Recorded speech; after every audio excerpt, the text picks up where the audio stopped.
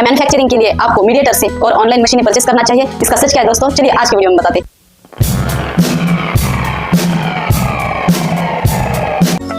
नमस्ते दोस्तों, कैसे हो आप? आशा करते हैं आप सभी अच्छे होंगे।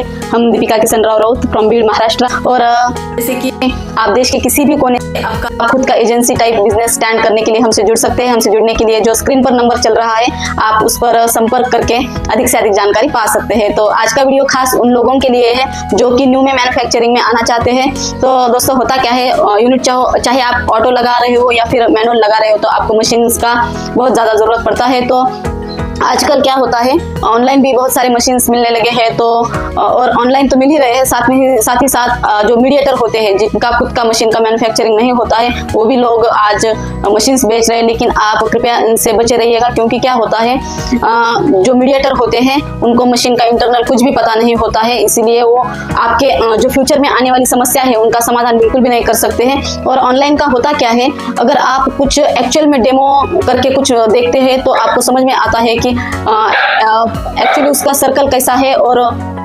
मशीन का प्रोडक्शन का कैपेसिटी कितना है, मशीन का एवरेज जो वर्क करने का लिमिट है वो कितना है। ये सारी चीज़ें आपको खुद जाकर ही समझनी पड़ेगी, तभी आपको मशीन का जो है एकदम अच्छे से ज्ञान हो जाएगा कि आपको मशीन हैंडल कैसे करने हैं। तो जैसे कि साउथ इंडिया साइड में इतने ज़्यादा जूनियर मैन्युफैक्चरर है नहीं मशीन्स में, और उनका सर्विस भी अच्छा नहीं है। जैसे कि गुजरात साइड में सर्विस भी अच्छा है और साथ ही साथ उनका जो मशीन्स बनाने का पूरा जो सराउंडिंग एनवायरनमेंट है वो बहुत ही बढ़िया है। हमने खुद जाके देखा है। जैसे कि मोस्टली हमने राजकोट और अहमदाबाद, फिर थर्ड में बॉम्बे, इन सारी जगहों से हमने मशीन्स परचेस किए। साउथ इंडिया से तो खाली हमने 1-2 मशीन्स परचेस किए हैं, उसका भी रिजल्ट इतना अच्छा है नहीं, उनका सर्विस भी अच्छा नहीं है। और रहा गुजरात का बात, तो उनका बात कुछ अलग है। ये लोग खाली बातें ही अच्छी नहीं करते हैं, इन लोगों का काम भी जूनियर है। हमने खुद जाके देखा है कि ये लोग कितना डेडिकेशन के साथ काम करते हैं, कितना सावधानी के साथ काम करते हैं।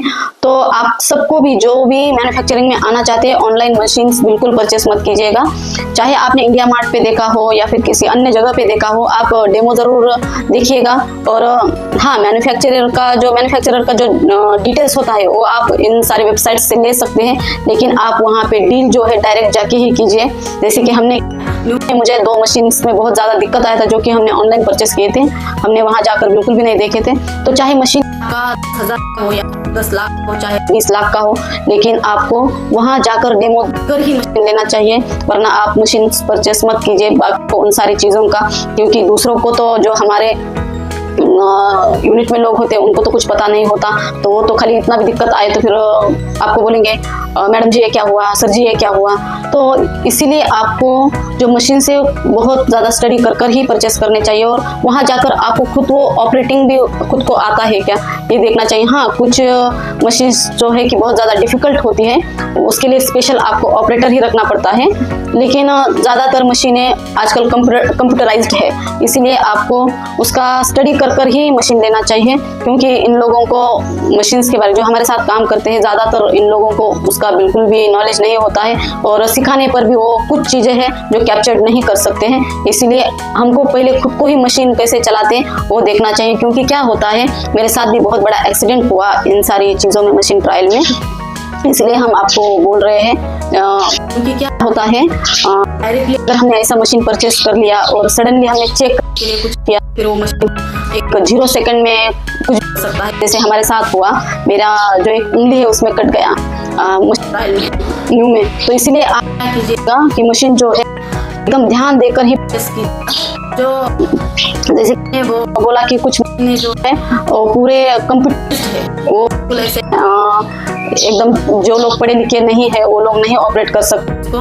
तो उसके लिए आपको कुछ चीज़ें हैं कि उसमें क्या होता है, सिंपल वाले भी मशीन मिलते हैं और एक एक्स्ट्रा ऑर्डिनरी मशीन मिलते हैं। तो आपके लोग कौन सा मशीन हैंडल कर सकते हैं, ये देखकर ही आपको मशीन लेना चाहिए, तभी आप एक अच्छा प्रोडक्शन कर सकते हैं। क्योंकि क्या है, अगर मशीन खराब निकला तो फिर बहुत ज़्यादा नुकसान भी हो जाता है, टाइम का भी वेस्टिंग बहुत ज़्यादा हो जाता है उसमें। अगर मशीन अच्छा काम करे तो फिर प्रोडक्शन का कैपेसिटी तो ज़रूर बढ़ता है, साथ ही साथ आपका जो प्रोडक्शन है वो भी बेटर निकलता है। हमने खुद वहाँ पे गए, खुद पूरा देखा, फिर बाद में हमने मशीन परचेस किया कि उसको ऑपरेट कैसे करते हैं। फिर भी बाय मिस्टेक मेरे साथ एक्सीडेंट हुआ।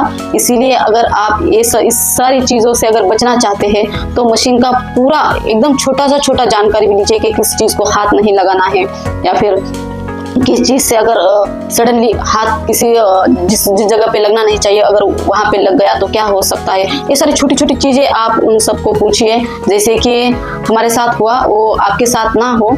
इसलिए आप मशीन जो है अच्छे से ही डेमो कर ही लीजिए, क्योंकि बाद में यहाँ तो आपके जो वर्कर होते हैं उनको कुछ आता नहीं उसमें। इसलिए पहले जो मैन्युफैक्चरिंग का फैक्ट ही यही है कि मैन्युफैक्चरिंग वो ही कर सकते हैं जिनको इन सारी चीज़ों का ज्ञान हो, इन सारी चीज़ें उनको खुद बनानी आती हो। हमारा जो प्रोडक्शन है, लेकिन जो बाकी का पूरा मटेरियल है एकदम अच्छे से मुझे बनाना आता है, इसीलिए हमने उनको सिखाया, इसीलिए वो बना सकते हैं। तो मैन्युफैक्चरिंग का जो एक स्किल जो कहते हैं वो एक मैन्युफैक्चरर के पास होना चाहिए, तभी मैन्युफैक्चरिंग बेटर हो सकता है। तो चलिए दोस्तों, आज के लिए बस इतना ही। नमस्ते, जय Hind, have a nice day.